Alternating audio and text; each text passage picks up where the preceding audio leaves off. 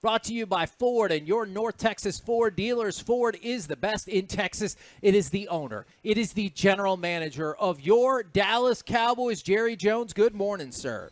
Well, good morning, and good to be on with you guys today. We've got a beautiful day here in North Texas, and let me just start off again by congratulating these Rangers for the just phenomenal year and phenomenal playoff run that they're making. And, boy, the cream's coming to the top, and I'm anxious to see them take this Houston bunch on. But congratulations. Now, I know we have lots of positive stuff to talk about. I was hoping we could get your comments real quick. I know he didn't play when you owned the team, but I was curious if you had thoughts or stories you could share with us about Walt Garrison, who just passed away, and I feel like he is a very beloved Dallas Cowboy.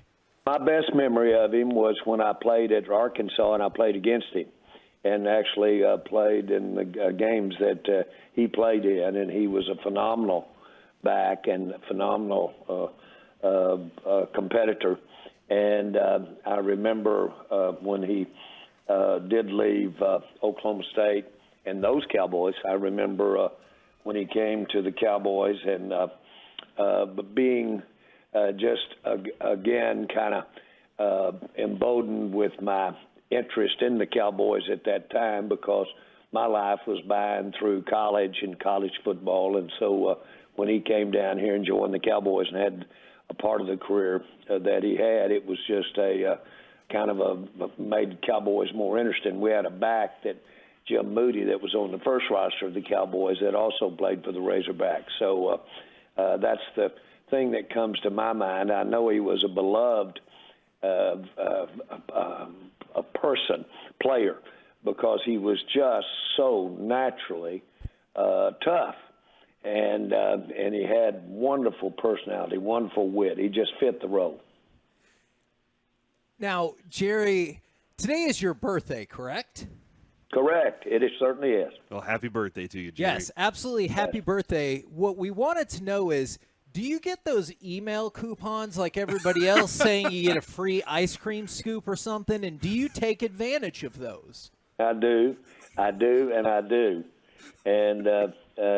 you know, it's a funny thing when it comes that way. It just feels like you're somehow getting by with something, and so I absolutely do take advantage of any and everything that comes that way, and probably eat some things I wouldn't have eaten if it weren't given to me. Mm-hmm. I know. But no, seriously, it's a lot of fun. I do get those coupons, and I do the same thing as everybody else does, and really get involved in them, and they get me interested in what they're putting the coupons out there for, just like everybody else. You know, last year, I know Miller Lite has us out here partying today, just as they do every Friday. And I know last year Miller Lite brought you a bunch of cold beers and set them out on the field. Is today one of those where you welcome more of those cold beers out there? Now, that's a nice way to put it. But no, I will certainly enjoy friends and special people today, and we'll have a little liberation to go along with that, and certainly it'll be. I promise you, it'll be Miller if it's a beer. Absolutely. All right. Well, Jerry, let's go ahead and dive into that then. How long this week did it take you to get over the game on Sunday, or have you even gotten over it yet? No.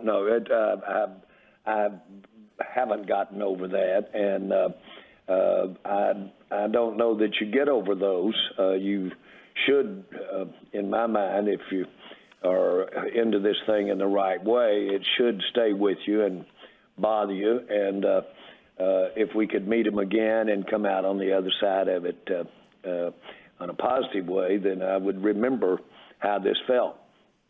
And so, yeah, it's been that kind of week. Frankly, as everyone, I've had to kind of acknowledge it, really, because it was such a surprise and so unexpected.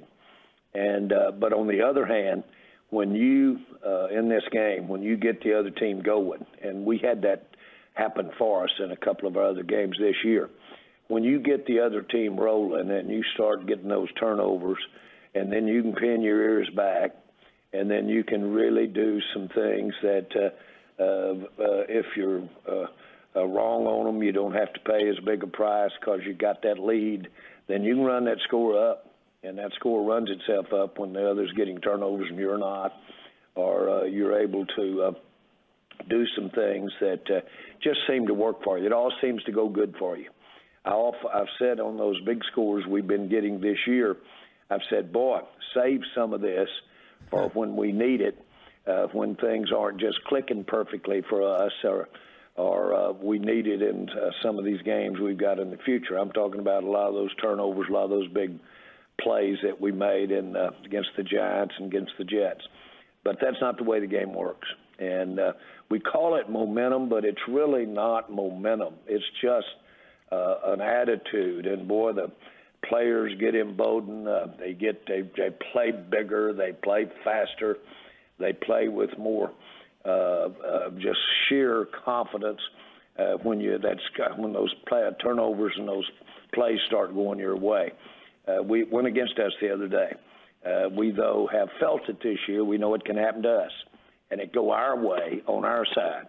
And we want to get those things going. What usually happens is it doesn't go either way that much for either team, and that's when you get the kinds of games we're used to in the NFL.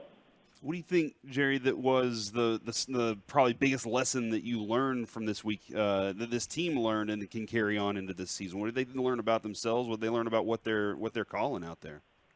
I think that probably we learned a lot. I mean, we learned about if we do meet San Francisco again, we learned how to basically anticipate or see what we did wrong and what we can do right. We basically, in my view, we looked at last year's playoff game, and that was the template we used to picture what we were getting ready to play. And this team is different than last year's playoff. San Francisco is different than last year's playoff team. Their quarterback, hot hand, yes. Better than last year, yes. But that stuff he was doing inside with his passing game, throwing in the middle like he was. Well, those balls were coming in. We had a couple of them knocked down by our defensive linemen. We should have had more knocked down. We should have been able to discourage those quick throws happening so fast over the middle by getting our hands on more of those balls. I know that's elementary almost in what you were dealing with, but we were dealing with a team that played better than we played. They certainly, you could say they have talent, superior talent. That is a little relative.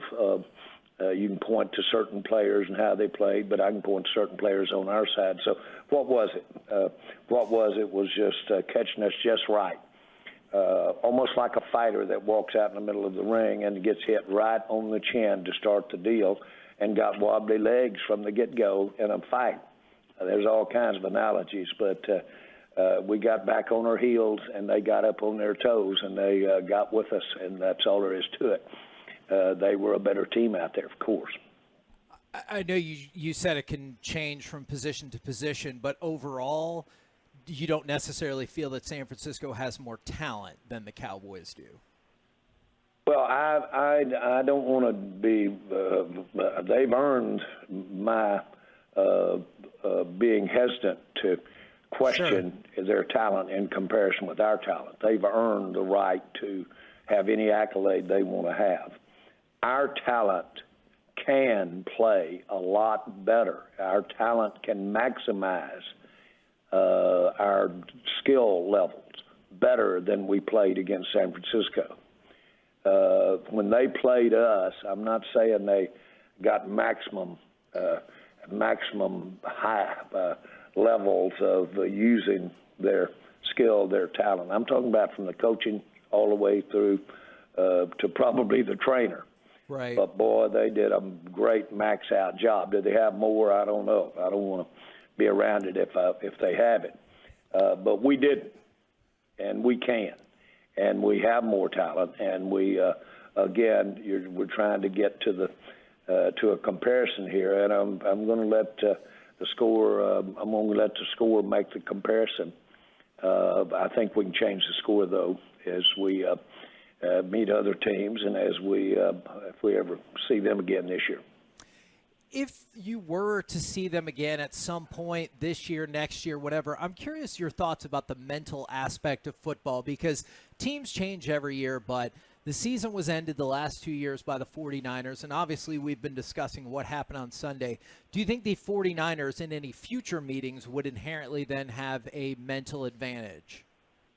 Everybody has their stories about how this game.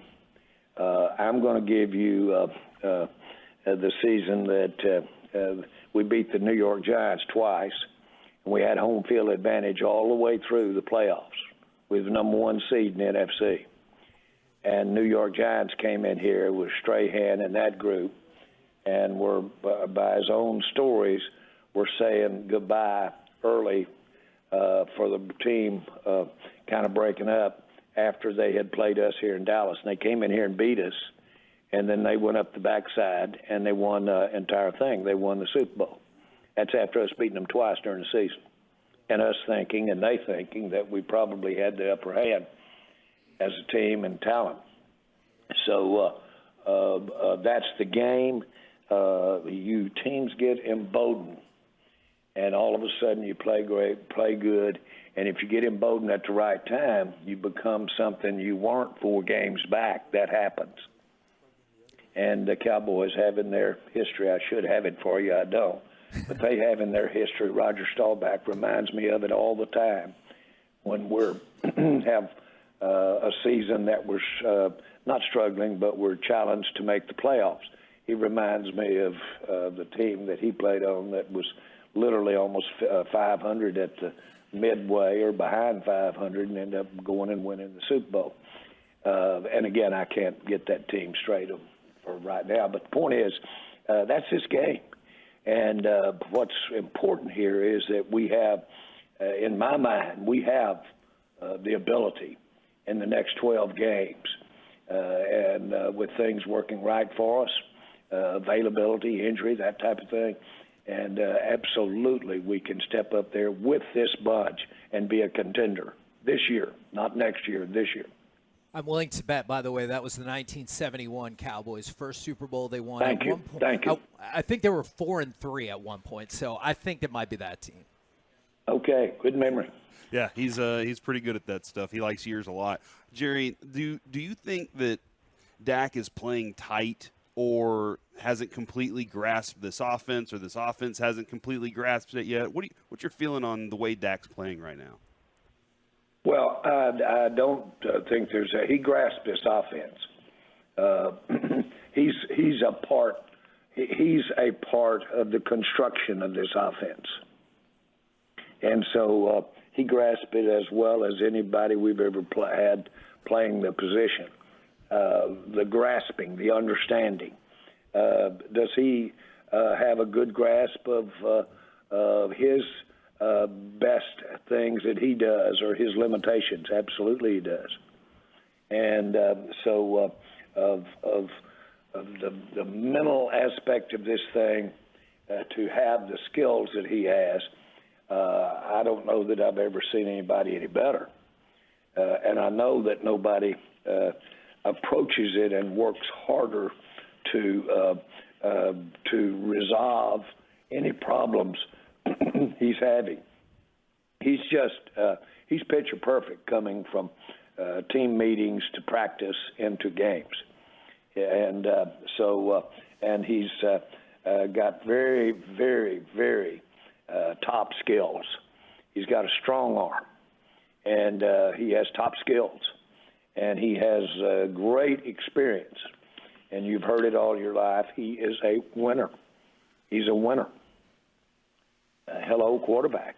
That's why I'm saying I've often said that my biggest disappointment was not winning the Super Bowl when Romo was here and having those, in my mind, having some great years.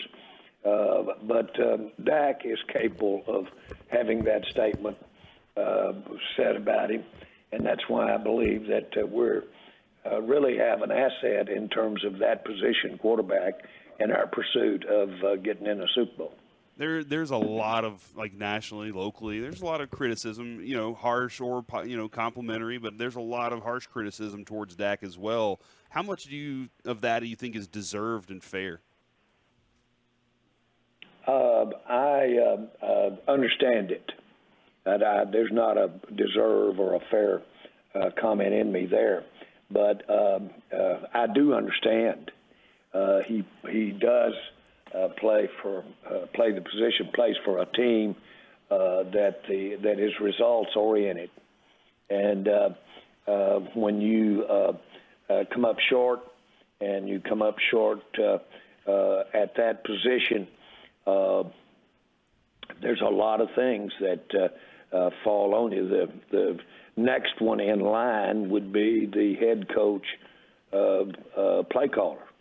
And, of course, those are obvious. When it doesn't go good, then they're going to have the finger pointed on them.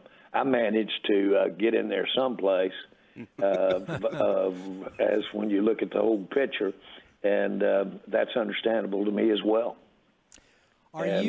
So when I think about, if you will, national, or I think about, if you will, our fans, I get it, and I understand it. And I think about it, the potential about it, when we're making decisions in the spring, or we're making decisions as late as when we made the trade for the Lance, our quarterback. I think about that all the time.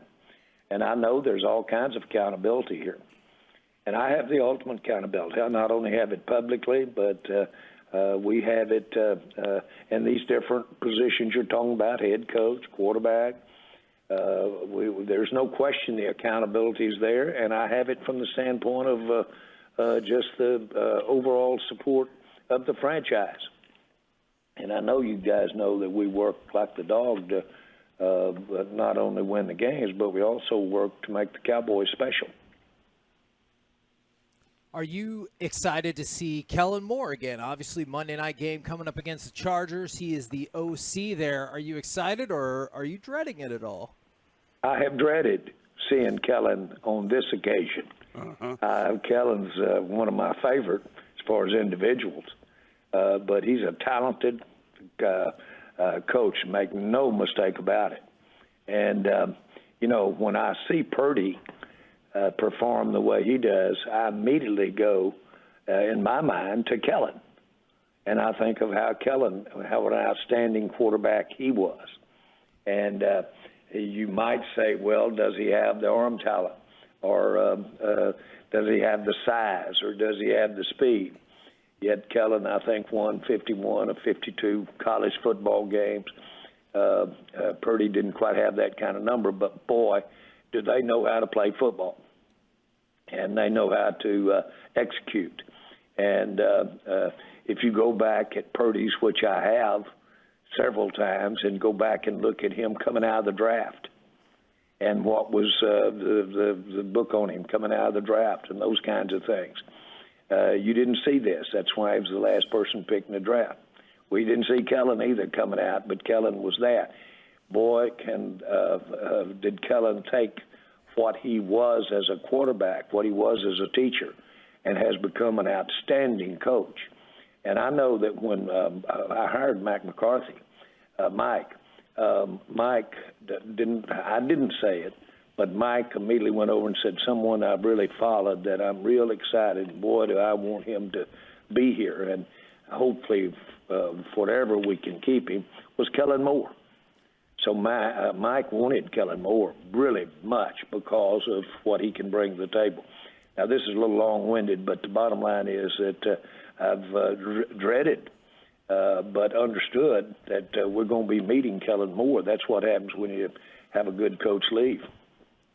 If Kellen Moore wanted to be here and Mike McCarthy wanted him here, why do you think he left what feels like at best a lateral move? Well, I've had everything to do with that, and I really wanted, and Mike wanted to, but I wanted Mike. Normally, with Mike's background, when he came in, normally he would have come in in charge of the offense and specifically calling the plays. I normally would have done that. But we didn't do it because we had Kellen, and we wanted to we thought that was the best way to win games. I don't have to speculate. I know exactly what we did, and I know the same dynamics, the same decision-making last year decided to go forward with Mike calling the plays. And, by the way, installing. You don't call if you don't install. Mm-hmm. And so Mike installs and he calls. Any thoughts on maybe meeting Kellen Moore before the game and sliding like a fake play call sheet in his pocket or something like that? Well, Kellen, the busiest guys during the week and the busiest guys at the game are the offensive coordinators, and so they're pretty busy guys. Well, we appreciate the time as always, good sir. Happy birthday, and we're looking forward to Monday night. Well, I really am too, in a big way. But thank you guys. Thank you guys. As a birthday perspective, I want to be doing this show with you live, rolling and going here 10 years, 15 years from now. Us too. Yeah, sounds good. Yeah, fantastic. You guys going to be up to it? Yeah, I'm ready. I'm ready for Let's it. Go. Hey, good to be on with you today.